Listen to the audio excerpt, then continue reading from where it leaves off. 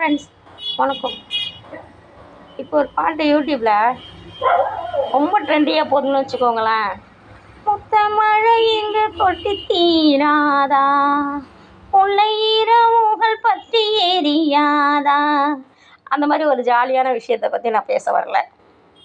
ஏன்னா அப்படி பேசக்கூடிய மனப்பக்குவத்தில் நான் இல்லை, சரிங்களா?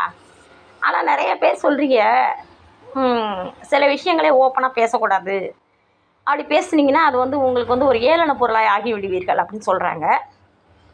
அதாவது காய்ச்ச மரம் தான் கல்லடி படுன்றது என்னோடய டாபிக், சரிங்களா?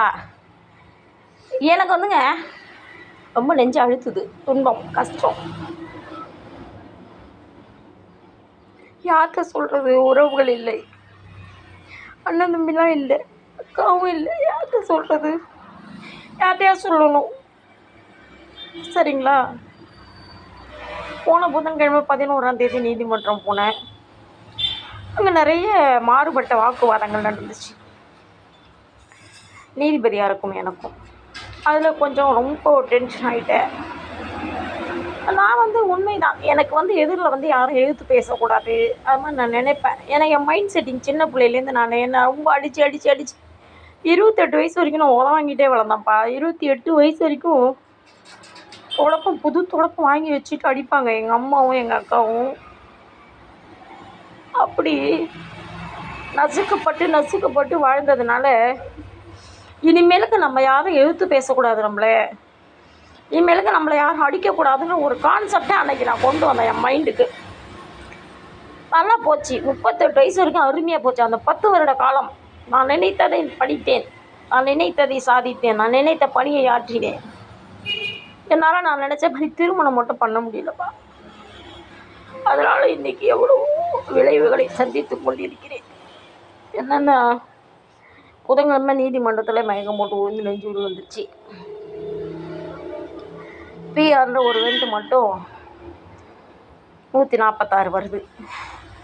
ஆக்சுவலி அது 158 வரணும். ஏன்னாக்கா நான் நாளே மயக்கம் போட்டு விழுந்து 2-3 ஊசி போட்டதுக்கப்புறம் மறுநாளும் நெஞ்சு வலி தாங்காமல் இருக்குது. இன்னும் அந்த வலி இருக்குது.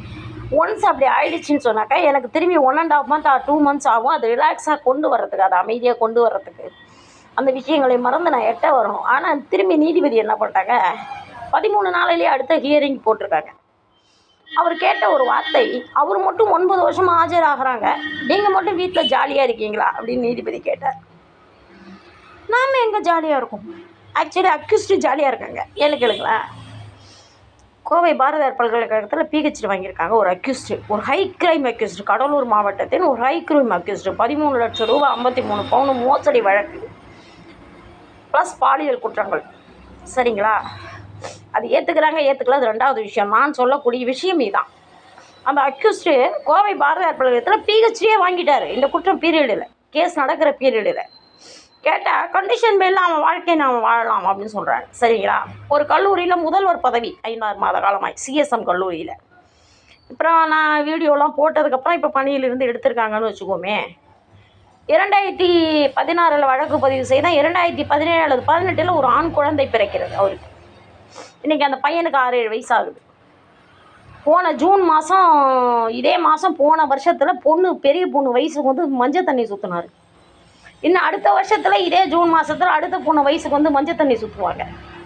இப்போ யோசிச்சு பாருங்கள், ஒரு அக்யூஸ்டோட வாழ்க்கை பாதிக்கப்பட்டிருக்கா, ஒரு பெட்டிஷனருடைய வாழ்க்கை பாதிக்கப்பட்டிருக்கா? யோசிச்சு பாருங்கள். நீதிபதி கேட்குறாரு, ஒரு பெண்ணுன்றதுக்காக நீங்கள் ஆஜரே ஆக மாட்டீங்களா கேஸில்? 2 பேரும் ஆஜரானால் தான் கேஸ் முடியும்னாரு. நான் சொல்லியிருக்கேன், இனிமேல் ஒவ்வொரு இறங்கிக்கும் நான் ஆஜராகும் சார், நான் சொல்லியிருக்கேன். ஆக்சுவலி எனக்கு போன வாரமே எனக்கு உடம்பு முடியாமல் போயிடுச்சு. இதோட எப்படி திரும்பி நம்ம அந்த நீதிமன்றத்தை மட்டும் ஃபேஸ் பண்ணலப்பா. நம்மளை சுற்றி 4 வழக்கறிஞர்கள் ஏளன பார்வை பார்ப்பாங்க, 4 பேர் கேள்வி கேட்பாங்க. அந்த அக்யூஸ்ட் நிற்கணும், அவன் மூஞ்சில் முழிக்கணும், நம்மளுக்கு சரியாக கேஸ் பார்க்காத காவல்துறை மூஞ்சில் முழிக்கணும். இதெல்லாம் நமக்கு டிப்ரெஷன் கொடுக்குது.